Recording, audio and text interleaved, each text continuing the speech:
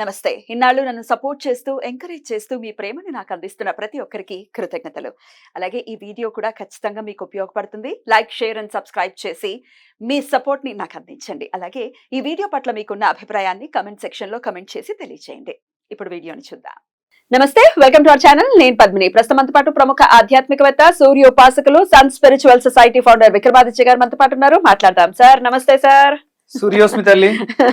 గ్రంథాలన్నీ తిరిగేస్తున్నారు. Anyways ముందుగా మీకు శ్రీకృష్ణ జన్మాష్టమి శుభాకాంక్షలు. మీకు కూడా శ్రీకృష్ణ జన్మాష్టమి శుభాకాంక్షలు. Happy independence day by the way sir. మీకు కూడా 79వ స్వాతంత్ర దినోత్సవ శుభాకాంక్షలు. కానీ కాదు, ఇంకా ఇండిపెండెన్స్ రాలేదు. నిజమైన ఇండిపెండెన్స్ అంటే ఏమిటి? జ్ఞానంతో ఉండడమే ఇండిపెండెన్స్. కోరికలతో మనం అలాగా లాక్ అయిపోయి ఉన్నాం కదా. అంటే ఇప్పుడు మీకు కోరికలతో లాక్ అయిపోలేరమ్మా. కోరికలు ఉన్నాయి, తీరట్లేదు. అప్పుడు అక్కడే ఉండిపోతున్నాం కదా సార్, వెళ్ళలేకపోతున్నాం. అభివృద్ధి లేదు, ఇంకా చింతనతో ఉన్నాం. అంటే ఇప్పుడు ఇంతకు ముందు మనం 79 సంవత్సరాల క్రితం ఎవరో పరాయి దేశస్తులు వచ్చి వాళ్ళ ఆధిపత్యాన్ని చూపిస్తుంటే మీ అధికారతత్వం మాకొద్దు, ఈ బానిసత్వం మాకొద్దు అని తిరుగుబాటు చేశాం. కానీ వ్యక్తిగతంగా ఎవరికి వాళ్ళం బానిసలం అయిపోయి, నాకు నేనే బానిస, నా ఆలోచనలకి నేను బానిస, నా ఆకలికి నేను బానిస. కరెక్ట్, 100%. ఇది ఈ పరతత్వం నుంచి, ఈ పరాయి పాలన నుంచి, నాకు తెలియకుండా నన్ను బాధిస్తున్నటువంటి విదేశీ రుగ్మత నుంచి బయటకు వచ్చినప్పుడే మనకి నిజమైన స్వతంత్రం. Beautiful sir, very beautiful. కాకపోతే నాకు స్వతంత్రం వచ్చింది. నేను స్వతంత్రంలో ఉన్నాను. నాకు కూడా రావాలి స్వతంత్రం. ఎందుకంటే ఈ స్వతంత్రం అన్న మాటకి ఇప్పుడు మీరు చెప్పిన తర్వాత నాకు అనిపిస్తున్నది ఏంటి అంటే, కంపారిజన్ అనే ప్రిజన్ లో మనం ఉన్నాం కదా. కంపారిజన్ వాడికి లేదు, నాకు కావాలి, అది ప్రిజనే కదా. ఎవరితోనో కంపేర్ చేసుకోవటం. మనకి స్వాతంత్రం లేదంటే నీ ఆలోచనలు ఏం లేవు, నీకు ప్రభావితం చేస్తూనే ఉన్నారు. వాడికి కారు ఉంది, నాకు కారు లేదు. వాడికి ఇల్లు ఉంది, నాకు ఇల్లు లేదు. ఏంటిది, ఎలా వస్తుంది బయటికి? భలే చెప్పారు సార్. బోల్డ్ అంతా ఆలోచింపజేస్తున్నారు. భేదం యొక్క గొప్పతనం. డెఫినెట్లీ జ్ఞానం వస్తే స్వతంత్రం వచ్చినట్టే. మనం జ్ఞానం కోసం తాపత్రయపడతలేదు, యుద్ధం చేయట్లేదు, అందుకని మనకి స్వతంత్రం రాలేదు.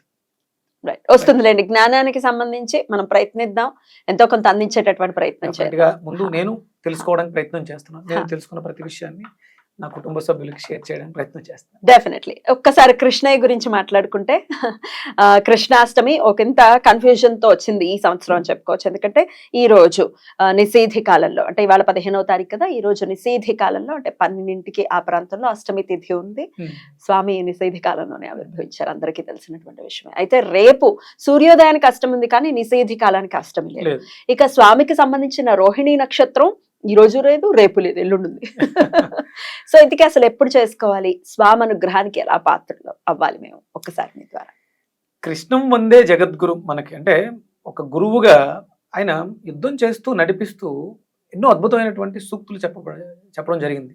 అంటే ఒకళ్ళిద్దరికి కాదు, పాండవుల్ని అనుసంధానం చేసుకుని పాండవులకు చెబుతున్నట్టు మనకి అందించినటువంటి అద్భుతమైనటువంటి మకరందం. యావత్ మానవాళికి మకరందం ఏంటమ్మా? గీతా.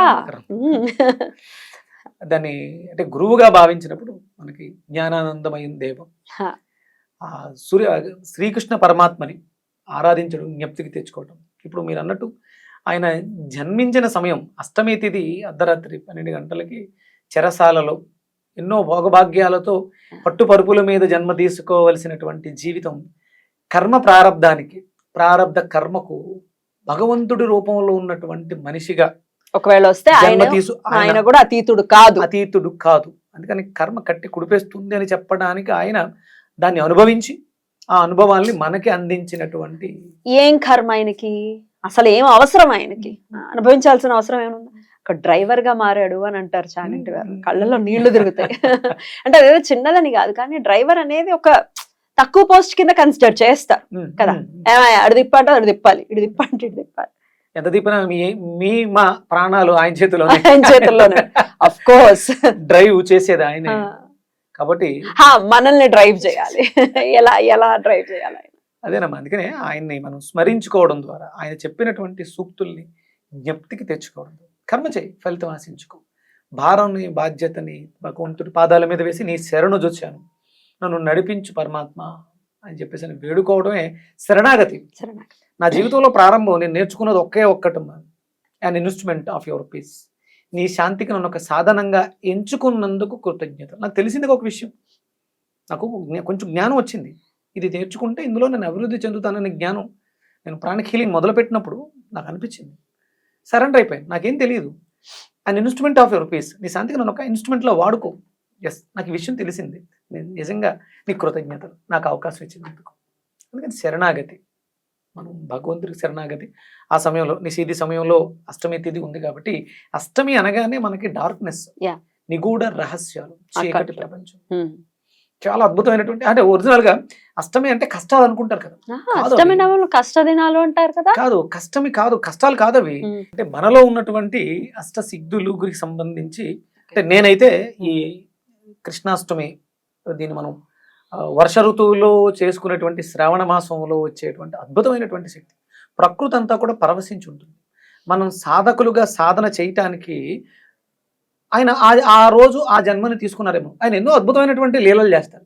అక్కడ దైవం మానుష రూపంగా జన్మ తీసుకుని తన అద్భుతమైనటువంటి లీలా విన్యాసాలని చేసి చూపించారు. అంటే మీలో కూడా, ప్రతి మనిషిలో కూడా ఈ అష్టసిద్ధులు ఉంటాయి. ఏంటి మన అష్టసిద్ధులు?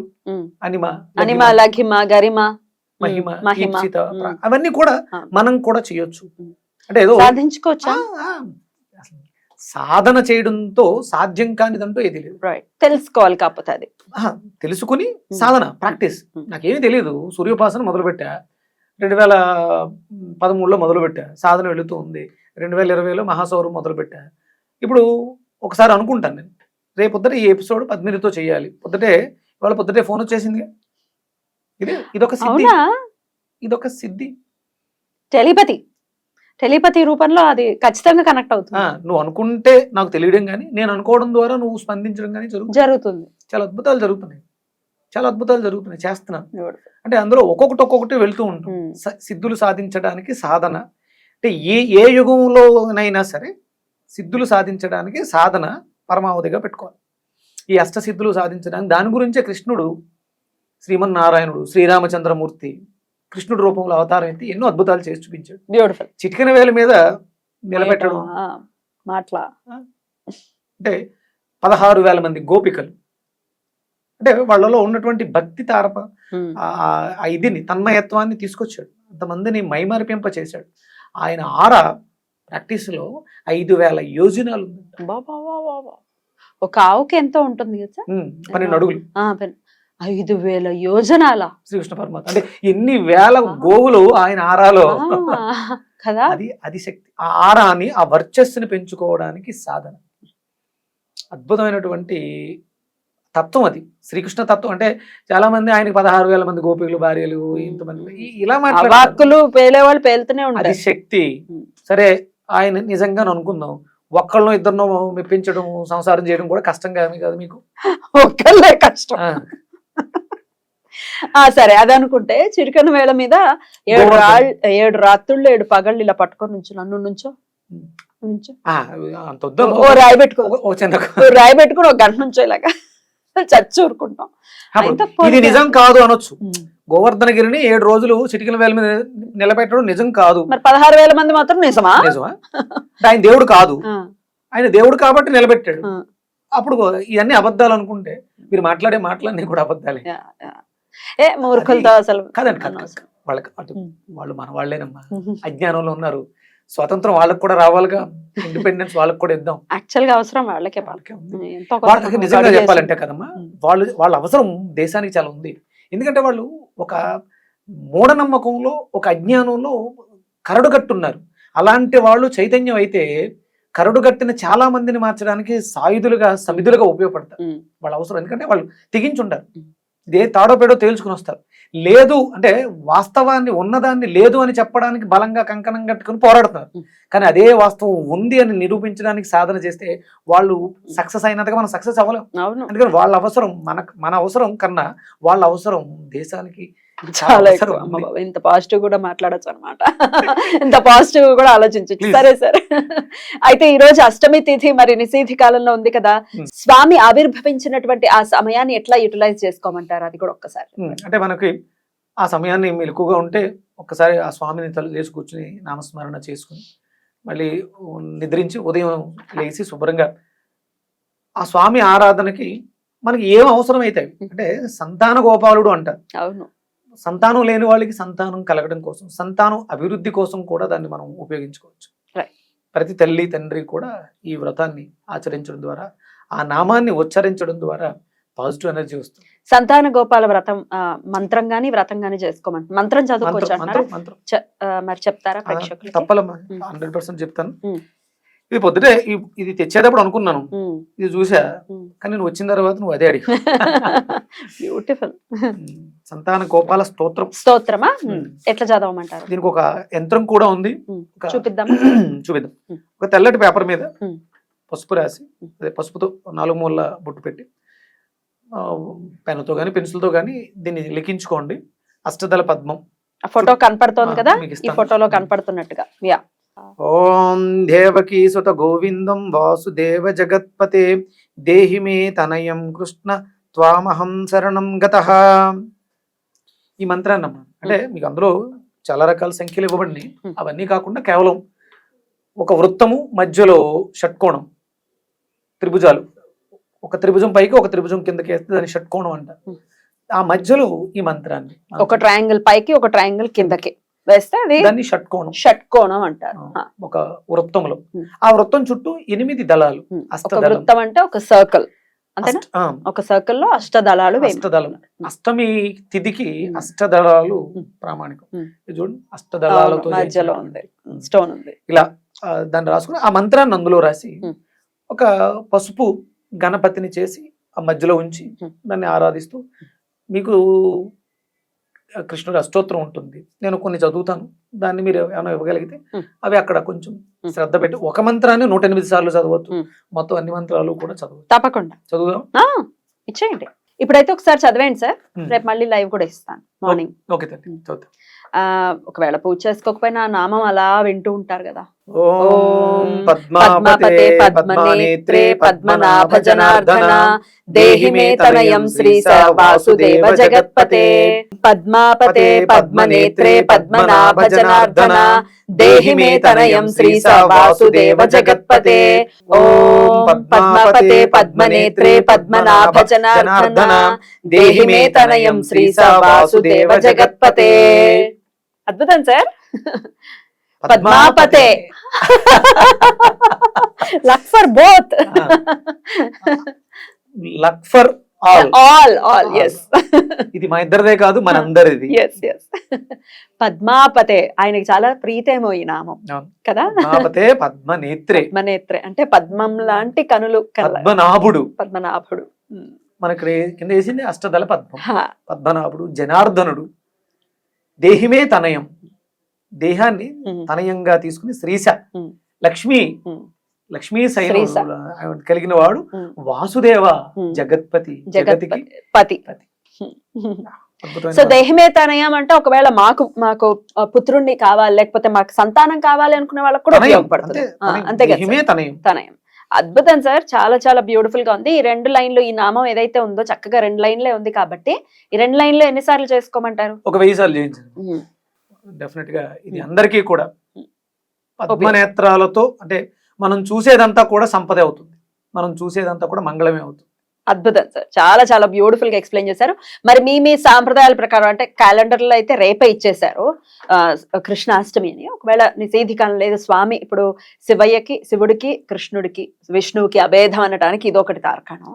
ఇద్దరు నిషేధి కాలంలోనే ఉద్భవించారు కాబట్టి తీసుకున్నారు కాబట్టి, ఒకవేళ రాత్రి మేము దండం పెట్టుకోవాలనుకుంటే దండం పెట్టుకోవచ్చు, పొద్దున్నే చేసుకుంటామండి, శుభ్రంగా చేసుకోండి. లేదు రోహిణి నక్షత్రం మీ ఇష్టం, అసలు కృష్ణుని వదులుకోవాల్సిన అవసరం అసలు ఇవాళ రాత్రి నుంచి రోహిణి నక్షత్రం వరకు చేయండి. ఎగ్జాక్ట్లీ, కృష్ణుడితో రమించండి, ఆ శక్తిని ఆస్వాదించండి.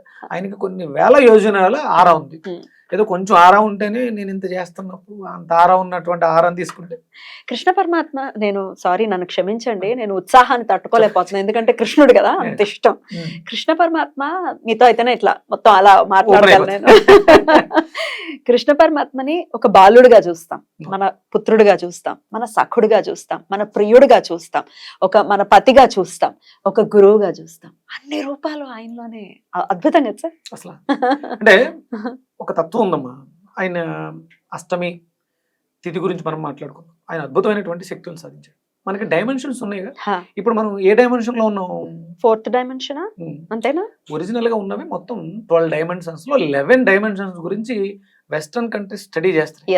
అంటే 7 లోకాలలో 7 డైమెన్షన్స్ లో తన శక్తి సామర్థ్యాన్ని చూపించిన వాడు శ్రీకృష్ణ పరమాత్మ. ఆయన చూపించాడు. అంటే ఇవేమీ అవాస్తవాలు కాదు. ఇందు గలడందు లేడు సందేహం వల్ల ఎందెందైనా ఎందెందు వెతికినా అందందే గలడు. ఆయన అంత శక్తి కలిగిన వాడు. అంటే ఏకకాలంలో ఇక్కడ ఉండగలడు, అక్కడ మీ దగ్గర ఉండగలడు. అది ఆయనకు మాత్రమే సాధ్యమైంది. ఆ సాధన మనం సాధన చేస్తే మనం కూడా దాన్ని సాధించగలం. అద్భుతం. చాలా చాలా అద్భుతంగా మాకు తెలియజేశారు. కృష్ణుడు ప్రియుడు అని అంటే ఏదో కామానికి సంబంధించింది కాదు. ఆ ప్రేమ అనేది చాలా చాలా నిష్కల్మషమైనటువంటి ప్రేమ. అది దానికి తుచ్చమైన కామాన్ని మొన్న ఏదో చూశాను, ఒక రీల్ చూసాను, దరిద్రగొట్ట రీల్. ఇంకొక అమ్మాయి కూడా ఎవరో మాధవీలత అనుకుంటా, నాకు పద ప్రయోగం బాలేదేమో గాని ఐ మీన్ లవ్ విత్ నా లవ్వరు అని అంది కృష్ణుడిని. ఆ పద ప్రయోగం బాలేదేమో గాని వెనకాల ఉన్నటువంటి భావం మాత్రం ఒక నిష్కల్మషమైనటువంటి ప్రేమ. ఇక ఇప్పుడు శ్లోకంలో చెప్పుకున్నట్టే జగత్ అంతటికీ ఆయన పతి, ఆయనే మగవాడు. మన అందరం కూడా ఆడవాళ్ళమే, ఆడవాళ్లే కాదు మగవాళ్ళు కూడా ఆడవాళ్లే అని చెప్తారు. చాగంటి వారు చెప్పారు. అద్భుతం సార్, చాలా చాలా. ఇంకా ఆపాలని లేదు కానీ టైం లేదు. ఒక స్పెషల్ ప్రసాదం ప్రసాదం ఆయనకు పెట్టడానికి కాదు, అది మనం ఆ శక్తిగా స్వీకరించడానికి. నాకు అంటే హోమం చేసేటప్పుడు అంటే నా స్వామికి ఏదన్నా ఇవ్వాలి అగ్నిహోత్రం చేసేటప్పుడు అని చెప్పేసి మామూలుగా మనం కుష్మాండాన్ని ఇస్తాం. మంచి గుమ్మడికాయని చండీ చేసినప్పుడు ఇస్తాం. దాన్ని ప్రసాదంగా తయారు చేయాలనిపించింది. అద్భుతంగా వచ్చిందమ్మా ప్రసాదం, చాలా బాగా వచ్చింది. కొంచెం మావు నెయ్యి వేసి మంచి గుమ్మడికాయని వండారు. ఆ ఉడికిన తర్వాత నెయ్యి వేసి బాగా కలిపి దాన్ని హవిస్సు కింద ఇచ్చారు. దాంట్లో బెల్లం పాకం పట్టి బెల్లంలో దీన్ని వేసి ఉడకబెట్టి దాంట్లో కొంచెం నెయ్యి వేస్తే అద్భుతమైనటువంటి ప్రసాదం. సంతానం కోసం బాధపడుతున్న వాళ్ళు ఈ మంత్రాన్ని చేస్తారు. దీన్ని నివేదన చేయండి. దీన్నే ప్రసాదంగా చేసుకుని రెగ్యులర్ గా